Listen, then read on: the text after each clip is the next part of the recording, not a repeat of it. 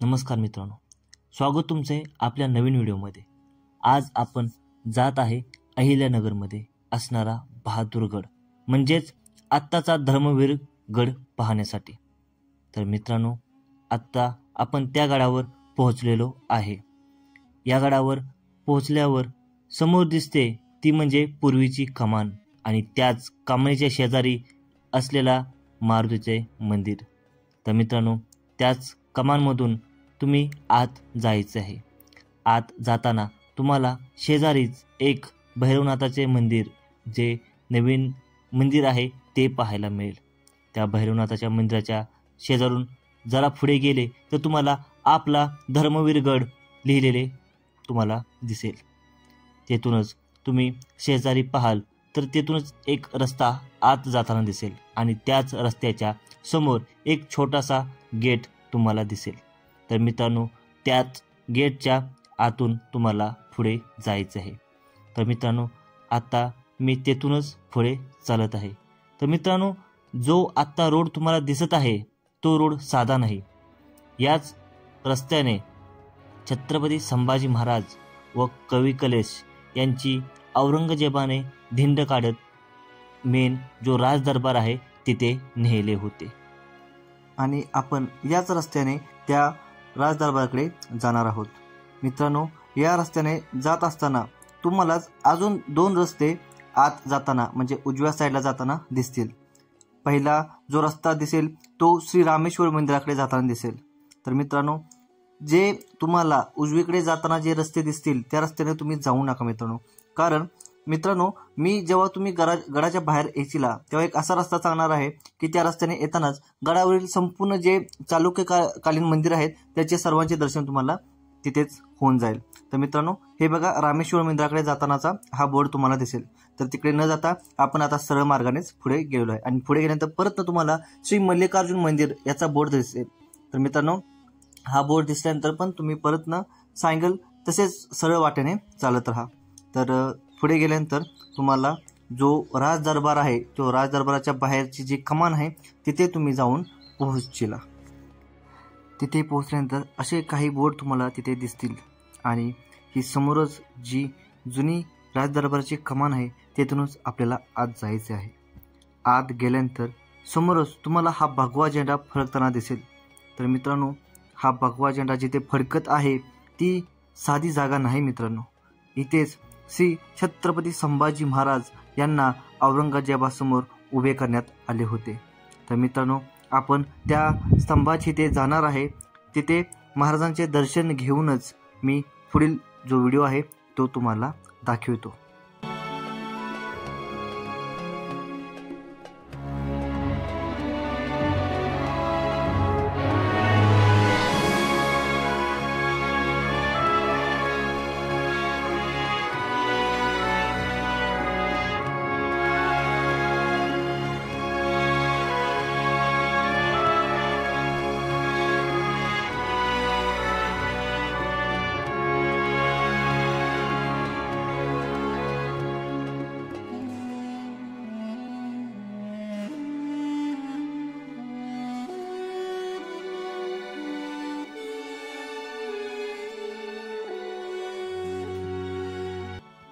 तर मित्रांनो, शौर्यस्तंभाचे आपण दर्शन घेतलेले आहे। तिथे नंतर मस्तक आपण झालेलो आहे।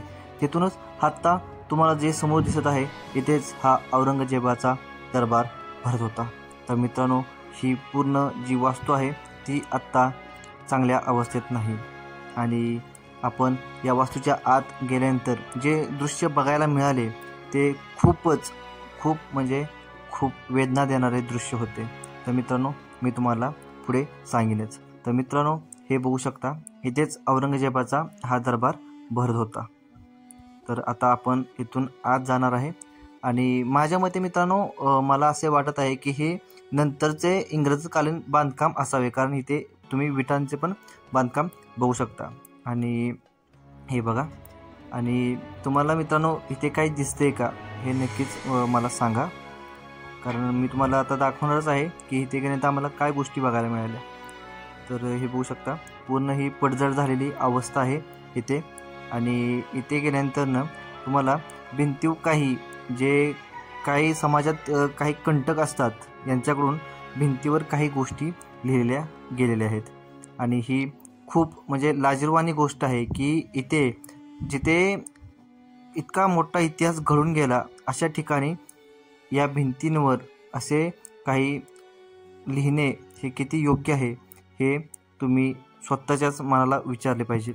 तर मित्रांनो, हे बघून खूप वाईट वाटले मनाला. आणि ही वास्तू तुम्ही बघू शकता. येथूनच बाहेर गेला की तुम्ही दुसऱ्या साईडला निघाल तर तिथेच तुम्हाला संगम जो झालेली नदी आहे ती नदी पण दिसेल आणि ते बाजूला सगळे झाडे झुडपेच आहेत मित्रांनो. जास्त काही ते बघण्यासारखे नाही. तर मित्रांनो, येथील मी थोडासा इतिहास तुम्हाला सांगतो आता. धर्मवीरगड हा किल्ला 360 एकरमध्ये पसरला गेला आहे. दक्षिणातील सर्वात मोठा व्यापार येथूनच चालत होता. चौथरा आता आपण पाहून आलो. आता आपण ज्या ठिकाणी आहे त्याला हमामे खान आणि दिवाण ए खास म्हणजेच खासगी जागा असे बोलले जात. गडाचे बांधकाम हे देवगिरीचे यादव यांनी केले होते. यादवांच्या काळात हा किल्ला भीमा आणि सरस्वती नदीच्या संगमावरील पेडगाव या गावात बांधला गेला. भीमेच्या पलीकडे पांडे हे गाव तर किल्ले जिथे आहे ते पेडगाव. त्यामुळे या किल्ल्याचे त्या काळात पांडे पेडगावचा भुईकोट किल्ला असे उल्लेख आढळतात.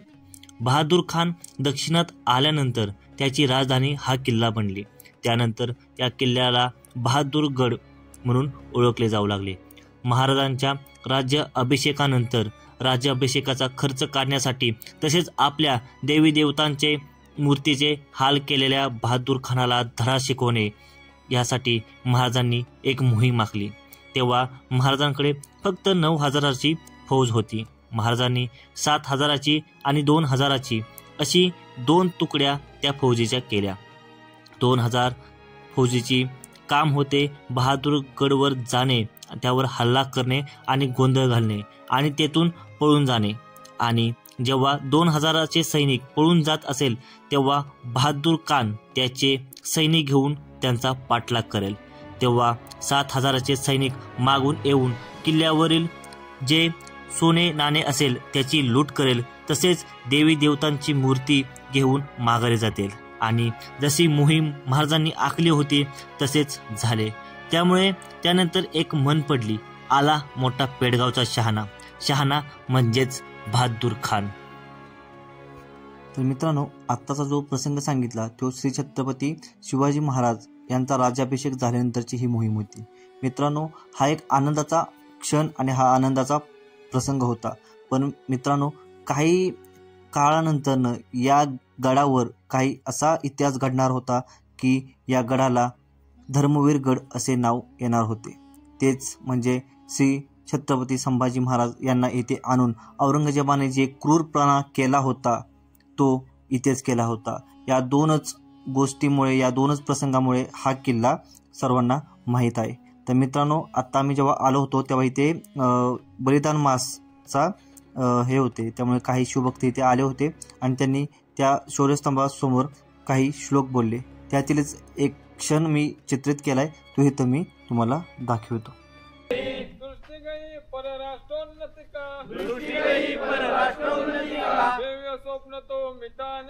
दिव्य स्वप्न तो मिटा नहीं दोनों पैर कटे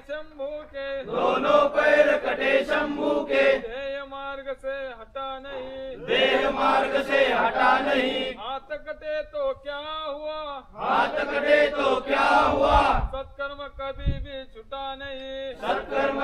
भी छूटा नहीं जीवा काटी खून बहाया धर्म का सौदा किया नहीं गर्व से हिंदू कहने में कभी किसी से डरा नहीं रामकृष्ण शालीवान के पथ से विचलित हुआ नहीं शिवाजी का बेटा था वह गलत राह पर चला नहीं वर्ष 300 बीत गए अब शंभू के बलिदान को कौन जीता कौन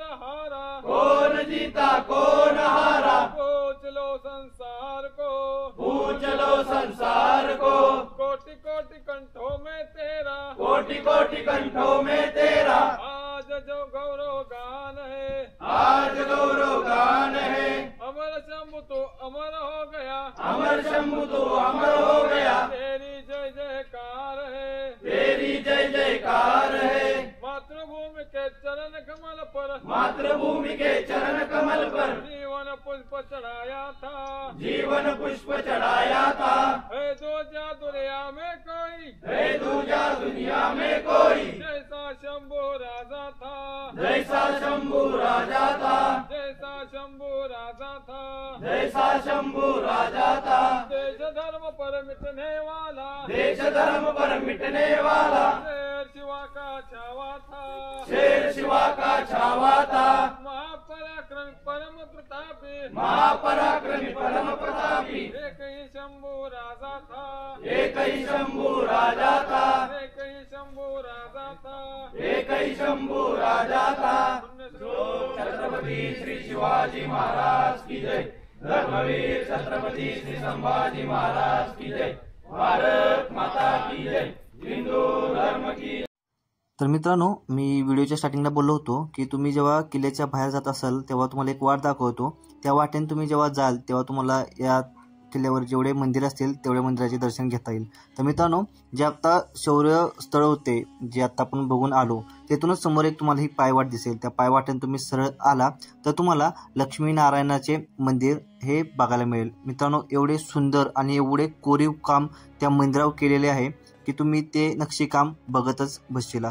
तेथूनच तुम्हाला मी बाळेश्वर मंदिर, तसेच रामेश्वर मंदिर, मल्लिकार्जुन मंदिर यासारखे जे मंदिर आहेत ते तुम्हाला मी ते पुढे दाखवतो। तर मित्रांनो, या मंदिराकडे जायच्या आधी आपल्याला तिथे जुनी हत्ती मोठ म्हणून तिथे दिसेल, तर ती पण मित्रांनो जाता जाता तुम्ही बघू शकता। आणि तेथूनच तुम्हाला एक छोटासा रस्ता आहे तो मंदिराकडे जाण्यासाठी। तर हे बघा, पुढे जी दिसते ती हत्ती मोठ आणि जे पुढे तुम्हाला दिसते ते लक्ष्मीनारायण मंदिर।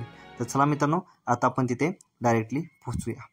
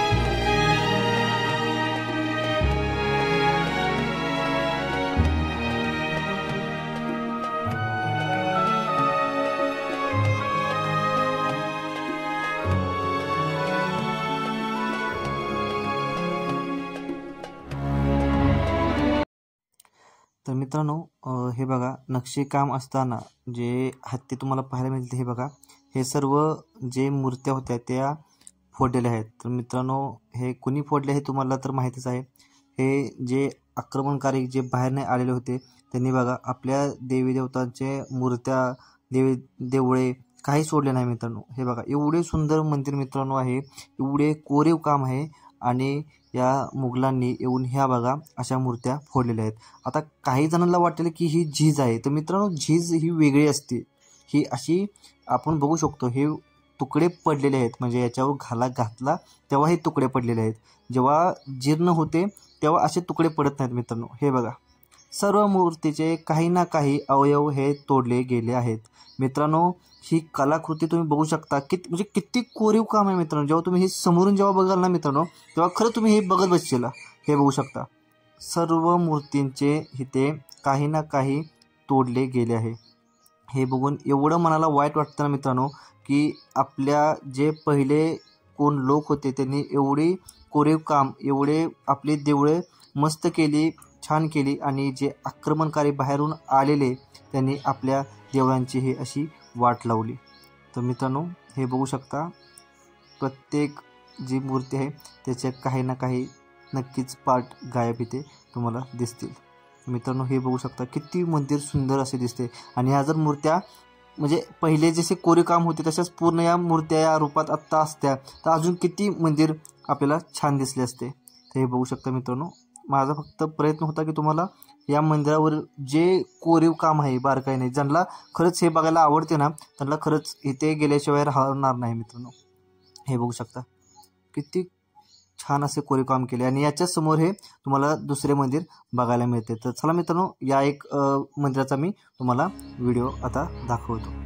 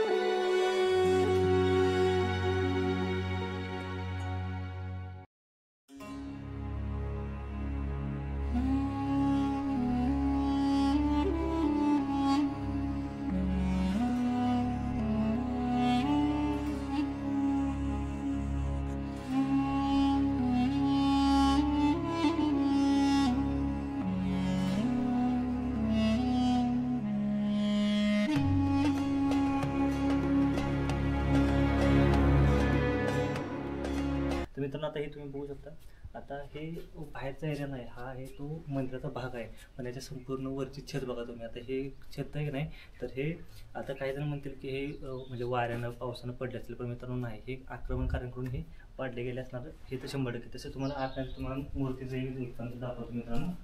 तर हे बघा ह्या मूर्त्या हे दिसतात नाही, हे बघा हे मूर्त्या अशा कळशी फुटत नाहीत, ह्या घातल्याशिवाय या मूर्त्या फुटत नाहीत मित्रांनो.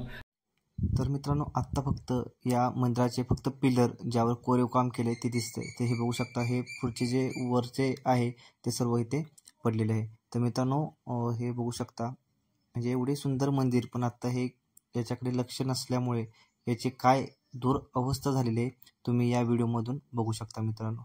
म्हणजे आपण जर इमेजिन केले की हे मंदिर पूर्वी जेव्हा बनवले असेल तेव्हा कसे असेल, तर मित्रांनो तेव्हाच समजेल की याच्यावरील कोरीव काम हे किती सुंदरपणाने केले असेल.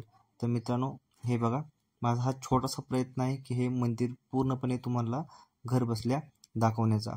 तर हे बघू शकता मित्रांनो, फक्त हे पिलर राहिलेले आहेत आणि पुढचा हा भाग आहे तो संपूर्ण पडला गेलेला आहे. तसेच मंदिराच्या वरचा पण भाग बघा मित्रांनो, तो पण पडलेला आहे. तो पण मला वाटते जर अजून पण लक्ष नाही दिले तर हा पण कोसळून पडण्याच्याच मार्गावर आहे. तर मित्रांनो आत्ताचे ते 2 मंदिरं आहेत ते आपण पाहिले असेल. ऊन तुम्ही बघू शकता, खूप ऊन इथे लागत आहे. तर आता आम्ही हे मागं बघू शकता, हा मंदिराच्या समोरूनच एक रोड जातो. त्या रोडनं तुम्ही गेला तर इथंच तुम्हाला अजून एक मंदिर पाहायला मिळणार आहे. तर ते मंदिर पाताळेश्वर मंदिर आहे, ते तुम्हाला तिथे गेल्यानंतर बघायला मिळेल. तर मी थोडा तुम्हाला रोड आहे तो दाखवतो आणि त्या मंदिरापाशी आपण जाऊया. तर मित्रांनो हे बघा, असा तुम्हाला बोर्ड दिसेल आणि त्या बोर्डचा जो बाण आहे त्या दिशेने तुम्हाला खाली जायचं आहे. तर हा बघा, या रोडने आपण खाली आलो की इथे तुम्हाला एक नवीन बांधकाम पण दिसेल. पण हे बांधकाम कसे आहे मी नीट बारकाईने बघितलं नाही. तर हे बघा मित्रांनो, इथे पण जी मूर्ती आहे ते पण इथे फोडलेली आहे. तर इथेच शेजारी जे पाताळेश्वरचे मंदिर आहे ते तुम्ही आता इथे बघा. तर चला मित्रांनो, मी तुम्हाला आता आतून मंदिर दाखवतो.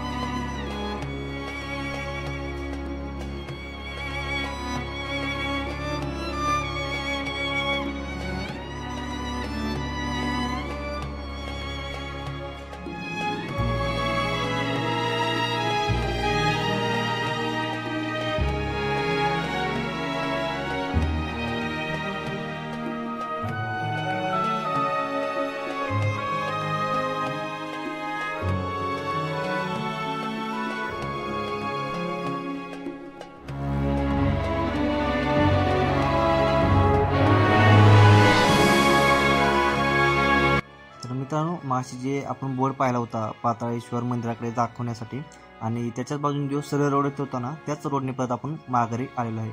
माघारी आल्यानंतर हे बघा, इथे आपल्याला श्री मल्लिकार्जुन मंदिर पाहायला मिळणार आहे. तर मित्रांनो थोडी इथे झाडे झुडपे आहेत, त्याच्यामुळे आपण पुढून जरा रस्ता चांगला शोधून आत जाऊया आणि या पण मंदिराचा थोडासा जो भाग आहे मी तुम्हाला इथे दाखवतो.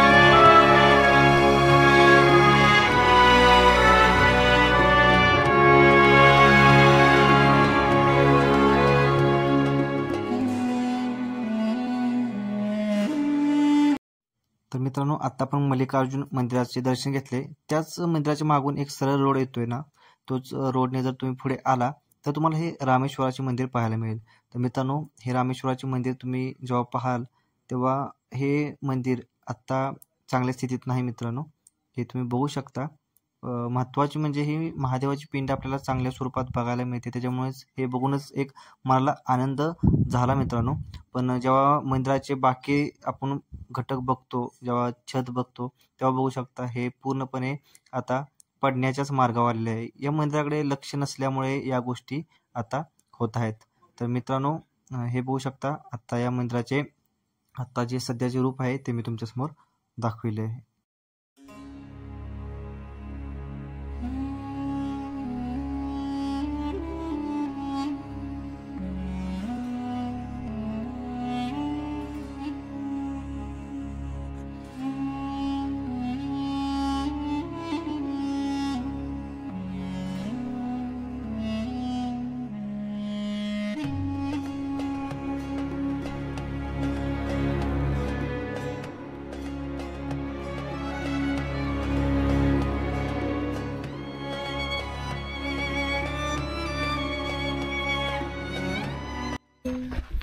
तर मित्रांनो आत्ता तुम्हाला जेवढे इथे मंदिर होते त्या सर्व मंदिराचे दर्शन आम्ही दाखवलेलं तुम्हाला. आणि मित्रांनो आत्ता ऊन तुम्ही बघू शकता, माझ्या मागे ऊन तुम्हाला दिसते का कॅमेरामध्ये कॅप्चर करते का नाही माहीत नाही, पण उन्हाचा तडाखा खूप जास्त आहे. आणि मित्रांनो हा गड पण खूप मोठा असा आहे. आणि मित्रांनो आत्ता असं आमचं बोलणं चाललं होतं आणि बोलता बोलता एक विषय असा निघाला की मित्रांनो आत्ताच म्हणजे याच क्षणाला महाराज या गडावर होते आणि त्यांच्यावर जो म्हणजे औरंगजेबानं जो क्रूरपणा केला तो याच दरम्यान केला होता. तर मित्रांनो आत्ता एवढे इथं ऊन लागतं आहे, तर आम्ही आता तोच विचार करत होतो की महाराजांना जेव्हा इथं आणलं गेलं तेव्हा पण महाराज जेव्हा त्या स्तंभाला तिथे त्यांना हे केलेलं होते तर अशा उन्हातच ते उभे होते. तर मित्रांनो विचार करण्याची गोष्ट आहे की महाराजांवर म्हणजे आधीच त्यांनी एवढं क्रूर म्हणजे हे केलेलं होतं, त्यात ते ऊन एवढं आणि त्या उन्हात असले आपले महाराज तिथे होते. तर मित्रांनो म्हणजे ही गोष्ट म्हणजे ही म्हणजे इमॅजिन करूनच अंगावर असा काटा उभा राहतो मित्रांनो. तर किती मोठं हे आपल्यासाठी आपल्या स्वराज्यासाठी महाराजांना बलिदान दिलेले आहे. तर हे खरं म्हणजे आपली म्हणजे गर्वाची गोष्ट आहे की आपल्या महाराजांनी आपल्यासाठी आणि धर्मासाठी एवढ्या गोष्टी केल्या आणि हे आपण विसरून तर अजिबात चालणार नाही मित्रांनो. आणि माझं तर एक पर्सनल मत आहे मित्रांनो, माझ्यापासून हे जे अंतर आहे ते 250 किलोमीटरपेक्षा जास्त अंतर आहे मित्रांनो, तरी पण मी इथे भेट देण्यासाठी आलो. तर मित्रांनो आयुष्यात कधी का होईना पण तुम्ही या गडावर नक्कीच भेट द्यायला या, कारण मित्रांनो या गडावर जेव्हा तुम्ही भेट द्यायला येशील तेव्हाच तुम्हाला समजेल की महाराजांसोबत ज्या गोष्टी इथे घडल्या त्या गोष्टी जवळून तुम्हाला इथे पाहायला मिळणार आहेत. आणि या व्हिडिओचं हेच हेतू होता की या गडावरील ज्या गोष्टी झाल्या त्या सांगायच्या आणि तसेच या गडावर ज्या वास्तू आहेत ज्याची विटंबना केली ज्या बाहेर लोकांनी तीच या व्हिडिओच्या माध्यमातून दाखवायचा मी प्रयत्न केलेला आहे. तर मित्रांनो आत्ता आमचा जेवढा गड होता जेवढे मंदिर होते ते आम्ही आत्ता बघून आलेलो आहे आणि तसेच तेथील जे व्हिडिओज आहेत ते तुम्ही इथे पाहिले पण असतील. तर मित्रांनो आत्ता अजून जर काही गोष्टी इथं बघायला मिळाल्या तर नक्कीच मी इथे कवर करीन. आणि आता आम्ही येथूनच दुसरा व्हिडिओ आमचा हा असणार आहे तुळापूरचा मित्रांनो, कारण महाराजांना इथूनच तुळापूरला नंतरनं नेलेले होते. तर तुळापूरमध्ये गेल्यानंतर बाकीचा व्हिडिओ मी तुम्हाला तिथे दाखवतो. तर मित्रांनो व्हिडिओला लाईक आणि शेअर नक्कीच करा. भेटू आपण तुळापूरला गेल्यानंतर.